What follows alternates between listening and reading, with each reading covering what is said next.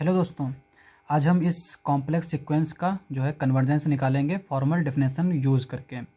उससे पहले क्या करते हैं कि पहले देख लेते हैं कॉम्प्लेक्स में सीक्वेंस क्या होते हैं और कन्वर्जेंस की फॉर्मल डेफिनेशन क्या होती है।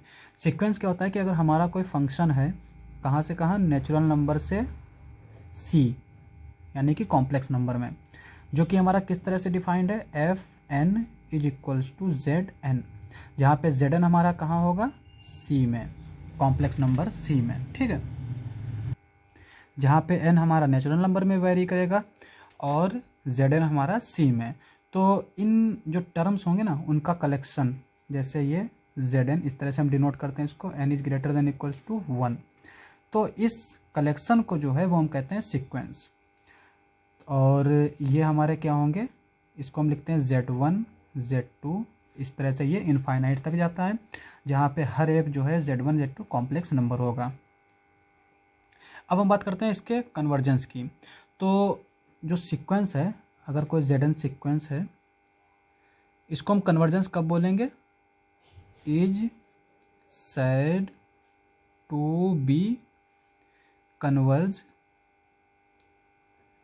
To a point z naught. Z n जो है वो कन्वर्ज करेगा जेड नॉट पे, और इसको हम किस तरह से लिखते हैं, एंड रिटर्न या फिर right z naught, z n converges to z naught, जहाँ पे जेड एन भी हमारा क्या है, कॉम्प्लेक्स नंबर है, जेड नॉट पर कन्वर्ज करेगा जो कि हमारा कॉम्प्लेक्स नंबर होगा। ठीक है, तो ये कब कन्वर्ज करेगा, if for every epsilon greater than 0 there exist n, n हमारा क्या है, कोई नेचुरल नंबर है, there exist n such that mod z n minus z naught strictly less than epsilon for all n strictly greater than n epsilon, यहाँ पे N हमारा क्या है, कोई भी नंबर होगा जो कि एप्सिलॉन पे डिपेंड करेगा। देयर एग्जिस्ट एन, यहाँ पे भी ये कैपिटल एन ही होगा। एक हमें एन ऐसा मिल जाएगा जिसके बाद कि अगर हम कोई टर्म्स लेंगे तो जेड एन जो है वो जेड नॉट पे कन्वर्ज करेगा। इसका क्या मतलब होता है कि एप्सिलॉन की अगर हम कोई भी वैल्यू लें, एप्सिलॉन की हम कोई भी स्मॉल से स्मॉल वैल्यू लें, 0.00001, तो हमें एन की वैल्यू मिल जाएगी। जेड एन जो है कन्वर्ज करता है, कन्वर्ज करने का मतलब क्या है कि जेड नॉट के करीब होता चला जाता है। जैसे कि अगर हम एक एग्जांपल ले लें 1/n का, ठीक है, तो 1/n का अगर हम एग्जांपल लेते हैं तो n बराबर अगर हम 1 रखते हैं, तो ये अगर हम कलेक्शन इसका देखें नेचुरल नंबर पे सीक्वेंस, अगर इसको हम एज अ सीक्वेंस कंसीडर करें, ये रियल लाइन की सीक्वेंस है, तो 1 और फिर क्या आएगा हमारा 1/2 1/3 1/4 डैश डैश डैश, इस तरह से ये कहाँ तक जाएगा हमारा, इनफाइनाइट तक। और अगर इसको हम रियल लाइन पे देखें, ये हमारा क्या है 0, यहाँ पे क्या है ये 1 है, तो 1/2 कहाँ आएगा, यहाँ पे आ जाएगा, 1/3 यहाँ पे आ जाएगा, 1/4, इस तरह से ये करीब होता चला जाएगा। और अगर हम n की वैल्यू रख लेते हैं, काफ़ी बड़ी वैल्यू रख लेते हैं, 10 टू दी पावर अगर 10 भी रख देते हैं, तो ये क्या आ जाएगा 1/10 टू दी पावर 10, जो कि हमारा बिल्कुल 0 के क्या होगा, करीब होता चला जाएगा। तो अगर हम डेफिनेशन से देखें तो 1/n ये हमारा 0 के करीब होगा, less than epsilon for all epsilon. अगर हम एप्सिलॉन की कोई भी वैल्यू रख लें, चाहे कितनी भी स्मॉल रखें, तो 1/n यानी कि हमें यहाँ पे n की कोई ऐसी वैल्यू मिल जाएगी जो कि एप्सिलॉन से कम होगी। 1/ जो है n एप्सिलॉन से कम होगा, ये हमारा क्या हो जाएगा 1/n। ठीक है, एप्सिलॉन की हम कोई भी वैल्यू रखते हैं, हमने यहाँ पे इस तरह से भी ले लिया है, तो हमें n की वैल्यू हमेशा कुछ ना कुछ इस तरह की मिल जाएगी। तो यही इस डेफिनेशन का मतलब है कि जो है जेड एन जो है जेड नॉट पे कन्वर्ज करेगा, तो उसके लिए हमें एक कैपिटल N मिलना ज़रूरी है, जिससे हमारा स्मॉल n क्या हो, ग्रेटर हो। ठीक है, अब हम आते हैं इस हमारे एग्जाम्पल पे, जो हमने एग्जाम्पल ले रखा है यहाँ पे जेड एन, जो कि हमारा क्या दे रखा है 1/n प्लस आई n/n+1। अब यहाँ पे देखिए z हम जानते हैं कि अगर कोई कॉम्प्लेक्स नंबर है z is equals to a plus i b, तो यहाँ पर a और b हमारे क्या होते हैं, a और b रियल नंबर्स होते हैं। इसका मतलब क्या हुआ कि 1/n n upon n plus one ये दोनों क्या होंगे, रियल सीक्वेंस होगी, है ना। इसका मतलब जो है Zn की कन्वर्जेंस जो है वो इन पे और इस पे डिपेंड करेगी। तो वो किस तरह से डिपेंड करेगी उसको भी देख लेते हैं। अगर हम Zn जो है वो मान लेते हैं कि ये xn plus i y N, चूँकि Zn है तो वो हम इसको इस तरह से लिख सकते हैं, कॉम्प्लेक्स जो फॉर्मल डेफिनेशन होती है कॉम्प्लेक्स नंबर की उसके फॉर्म में लिख सकते हैं। और ये हम कन्वर्ज कर रहा है जेड नॉट पे, इसको हम मान लेते हैं कि x naught plus i y naught. अब देखो यहाँ पे डेफिनेशन हमारी क्या है, z n minus z naught strictly less than क्या होना चाहिए, एप्सिलॉन से। अब अगर हम यहाँ पे इसको देखें तो क्या लिख सकते हैं, जेड एन की जगह पर हम रख देंगे ये x n plus i y n, z naught की जगह पर रख देंगे माइनस का x naught minus i y naught, और इसको हम क्या लिख सकते हैं, x n minus x naught plus i common ले लेते हैं यहाँ से और यहाँ से, ये हमारा आ जाएगा y n minus y naught. अब हम जानते हैं ट्राइंगल इनइक्वालिटी मॉड के लिए, तो उससे क्या होगा कि ये हमारा लेस देन हो जाएगा x n minus x naught plus i y n minus y naught. अब यहाँ पे देखिए z n minus z naught हमारा इस पे डिपेंड कर रहा है, इस पे डिपेंड कर रहा है। अब क्या हुआ कि ये हमारा कब कन्वर्ज करेगा, जब ये भी कन्वर्ज करे और ये भी कन्वर्ज करे। अब हम जानते हैं जैसे हमने यहाँ पे डेफिनेशन देखी है कन्वर्जेंस के लिए क्या है कि हमें यहाँ पे हर एक एप्सिलॉन के लिए एक n मिलेगा जो कि हमारा स्मॉल n जो है जिससे हमेशा ग्रेटर रहेगा। तो रियल लाइन में भी हमारी यही डेफिनेशन होती है। तो हम मान लेते हैं कि x n minus x naught यहाँ पे जो है ये कन्वर्जेंट सीक्वेंस है और ये हमारा लेस देन है एप्सिलॉन बाई 2 से। सिमिलरली यहाँ पे y n minus y naught ये भी हमारा रियल नंबर होगा, ये भी हमारा कन्वर्ज करता है मान लेते हैं एप्सिलॉन बाई 2i, ठीक है। अब यहाँ पे देखो इसको हम क्या करते हैं एप्सिलॉन डैश मान लेते हैं और इसको भी हम एप्सिलॉन डबल डैश मान लेते हैं, तो ये भी हमारा एक तरीके से एक रियल नंबर हो जाएगा जो कि हमारा ग्रेटर देन 0 रहेगा। तो यहाँ पे ये हमारा किससे लेस देन हो जाएगा, स्ट्रिक्टली लेस देन। यहाँ पे इसको हमने क्या माना है epsilon by 2 plus I into इसको हमने लिया है एप्सिलॉन बाई 2i, ठीक है। और यहाँ पे आई से आई कैंसिल आउट हो जाएगा तो epsilon upon 2 plus epsilon upon 2 क्या हो जाएगा हमारा एप्सिलॉन। इसका मतलब क्या हुआ mod z n minus z naught strictly less than epsilon. इसका मतलब क्या हुआ कि हमें इसको और इसको कन्वर्जेंट दिखाना पड़ेगा। तो यहाँ पे ये सीक्वेंस क्या है जो हमारी दे रखी है, z n is equals to 1 upon n plus i n upon n plus 1।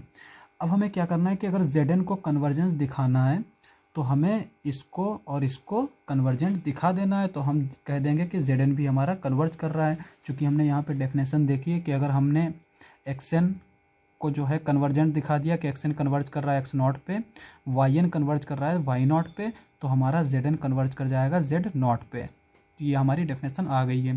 तो अब हम एग्जाम्पल को लिख लेते हैं। तो कॉम्प्लेक्स सीक्वेंस हमारी इस तरह से दे रखी है, हम इसको क्या मानते हैं एक्स एन मान लेते हैं, x n is equals to 1 upon n. इसको क्या करते हैं वाई एन मान लेते हैं, एन अपॉन एन प्लस 1, ठीक है। अब हमें क्या दिखाना है, पहले इसकी लिमिट देख लेते हैं। लिमिट हमारी क्या होगी इसकी, एन टेंस टू इन्फिनिटी अगर हम करें तो ये हमारी आ जाएगी 1 अपॉन इन्फिनिटी यानी कि 0।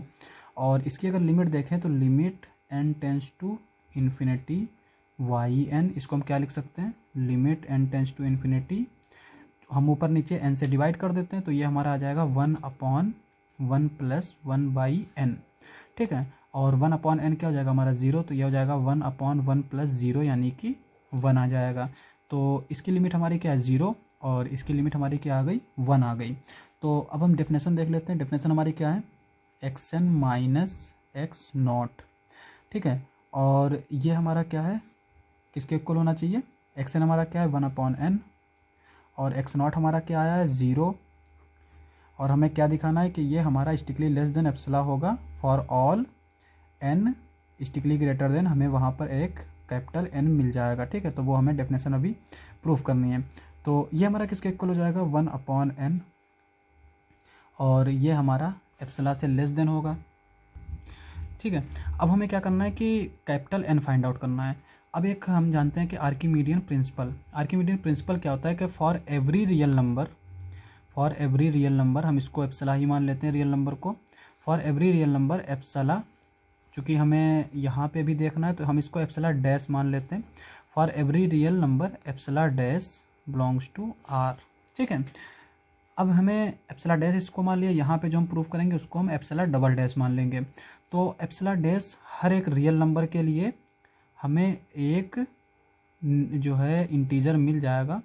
ये हमारा अगर स्ट्रिक्टली ग्रेटर देन 0 है, जो कि हमारा ग्रेटर देन होगा 1 अपॉन एप्सला डैश से। ये हमारी कौन सी प्रॉपर्टी है? आर्किमीडियन प्रॉपर्टी। आर्किमीडियन प्रॉपर्टी क्या कहता है कि हमें कोई भी पॉजिटिव रियल नंबर के लिए 1 अपॉन जो है एप्सला डैश, ये हमेशा लेस देन होगा, एक इंटीजर हमें एग्जिस्ट करेगा कैपिटल N, उससे हमेशा लेस देन होगा। यहाँ पे क्या है? फॉर ऑल एप्सला डैश, हर एक एप्सला डैश के लिए, जो पॉजिटिव हर एक एप्सला डैश के लिए, there exist N such that N is strictly greater than 1 upon epsilon dash. ये हमारी आर्किमीडियन प्रॉपर्टी कहती है। अब यहाँ पे देखिए, यहाँ पे कहता है देयर एग्जिस्ट N, और यहाँ पे अगर हम देखें ये हमारा किसके इक्वल है? ये इम्प्लाई करेगा 1 upon N less than एप्सला dash, ये इम्प्लाई करेगा एप्सला डैश, यानी कि इसको हम लिख सकते हैं N strictly greater than 1 upon epsilon dash. यहाँ पे N हमारा क्या है? वेरी कर रहा है, और जब देयर एग्जिस्ट लग जाता है तो यहाँ पे हमारी एक पर्टिकुलर वैल्यू आ जाती है। जैसे कि अगर मैं बात करूँ, अगर एप्सला डैश हम मान लेते हैं 0.5, ठीक है, तो 1 अपॉन एप्सला डैश क्या आ जाएगा हमारा? 1 अपॉन 0.5 यानी कि 2 आ जाएगा। तो 1 अपॉन एप्सला डैश क्या हो जाएगा? 2 आ जाएगा। और आर्किमीडियन प्रॉपर्टी क्या कहती है कि देयर एग्जिस्ट N, ठीक है, there exist N which is strictly greater than 1 upon epsilon dash. और एप्सला डैश हमारा 1 अपॉन एप्सला डैश क्या है? 2 आया। इसका मतलब हमें एक N ऐसा मिल जाएगा जो कि हमारा क्या होगा? कोई इंटीजर होगा, पॉजिटिव इंटीजर होगा। तो हम N को क्या लिख सकते हैं? 3, यानी ये 3 हमारा हो जाएगा। ये तो हमने पर्टिकुलर वैल्यू रख रखी है। यहाँ पे आप 4 लिख सकते हैं, 5 लिख सकते हैं, ठीक है, हमें एक पॉजिटिव इंटीजर मिल रहा है ना। तो ये हमारी लेकिन पर्टिकुलर वैल्यू होगी, यानी कि अगर हम N को 3 रख रहे हैं तो 3 ही रखेंगे, N को अगर हम 5 रख रहे हैं तो 5 ही रखेंगे, और अगर हम N को N is equals to 10 to the power इतना रख रहे हैं तब भी हम इतना ही रखेंगे। ये हमारी पर्टिकुलर वैल्यू होगी। पर यहाँ पे जो N है ये वेरी कर रहा है। वेरी करने का मतलब क्या है? N इज इक्वल्स टू 2, 3, 4, चूँकि हमने जानते हैं कि हमने जो मैप लिया था, सीक्वेंस हमारी क्या होती है? फंक्शन होती है नेचुरल नंबर से R में। और फंक्शन में क्या होता है कि ये अगर डोमेन है तो डोमेन के हर एक एलिमेंट के लिए हमें इसमें एक एलिमेंट मिल जाएगा जो कि यूनिक होगा। इसका मतलब नेचुरल नंबर का हर एक एलिमेंट हमें जो है वेरी कराना पड़ेगा। तो यहाँ पर N जो है वो वेरी कर रहा है 1, 2, 3 इनफाइनाइट तक। अगर हम यहाँ पर इस स्मॉल n को भी पर्टिकुलर कर लेंगे तो ये हमारा फंक्शन नहीं रह जाएगा, तो हमारा ये फंक्शन की प्रॉपर्टी सेटिस्फाई नहीं करेगा। क्योंकि फंक्शन की प्रॉपर्टी होती है कि डोमेन के हर एक एलिमेंट के लिए ये हमें इसमें कोडोमेन में एक एलिमेंट मिलना चाहिए। तो इसका मतलब क्या हुआ? ये n तो हमारा वेरी कर रहा है, पर यहाँ पर जो n है ये हमारा फिक्स्ड हो जाएगा, चाहे हम कितना भी बड़ा रख लें, ठीक है। और यहाँ पे जो n है ये भी हमारा क्या है? Strictly greater than 1 upon epsilon dash से है। और यहाँ पे n क्या है हमारा? ये भी 1 अपॉन एप्सला डैश से है। तो यहाँ से और यहाँ से हम देख सकते हैं कि इस n जो है वो स्ट्रिक्टली ग्रेटर देन होगा n एप्सला डैश से। इसका मतलब क्या हुआ कि mod xn minus x not strictly less than होगा epsilon dash for all epsilon dash. तो देयर एग्जिस्ट हमारा n epsilon dash such that n strictly greater than n epsilon dash. ये हमारी जो है डेफिनेशन है, और ये हमें यहाँ पे n मिल रहा है, ठीक है, ये हमें n मिल जा रहा है। तो इसका मतलब क्या हुआ कि xn हमारा जो है वो कन्वर्ज करेगा x नॉट पे, यानी 1 अपॉन n जो है वो कन्वर्ज करेगा 0 पे, ठीक है। तो xn के लिए तो हमें मिल गया। अब हम बात करते हैं yn के लिए।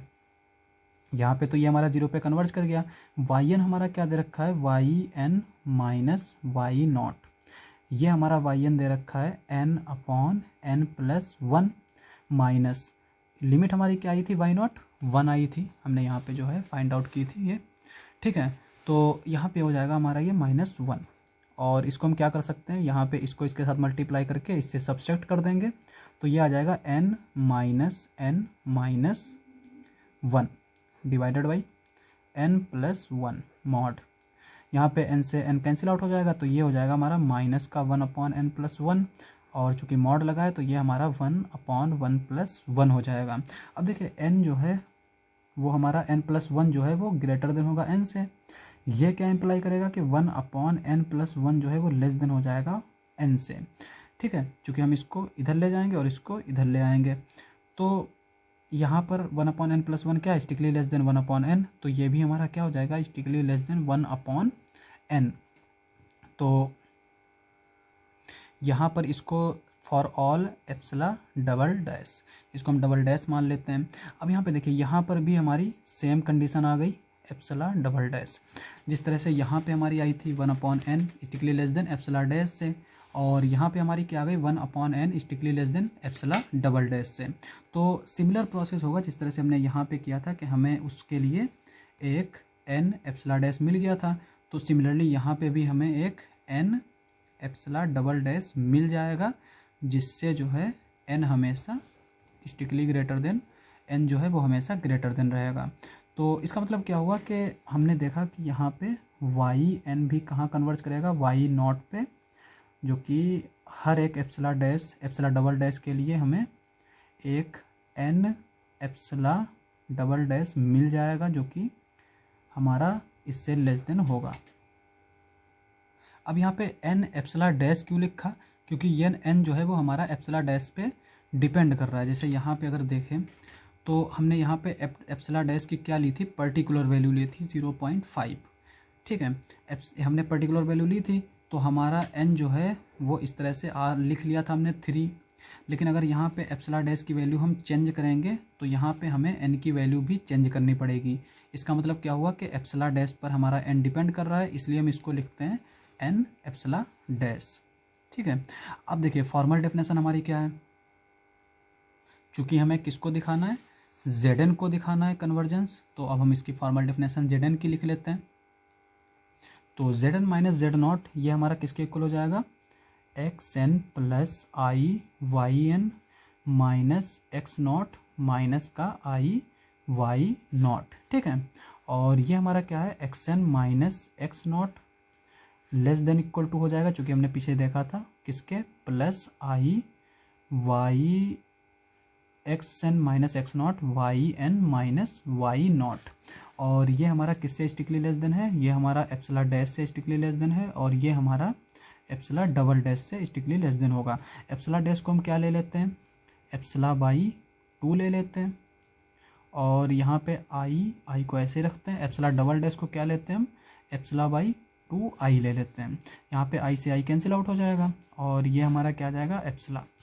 तो mod Zn minus Z0 strictly less than होगा एप्सिला से, तो हमारा देयर एग्जिस्ट n एप्सिला।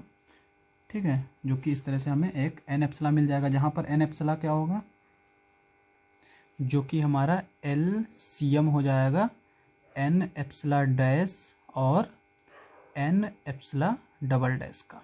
ठीक है, तो इसका मतलब क्या हुआ कि for all epsilon greater than 0 there exist n epsilon, जो कि हमारा इस तरह से है, such that mod Zn minus Z0 strictly less than epsilon n is greater than n एप्सिला।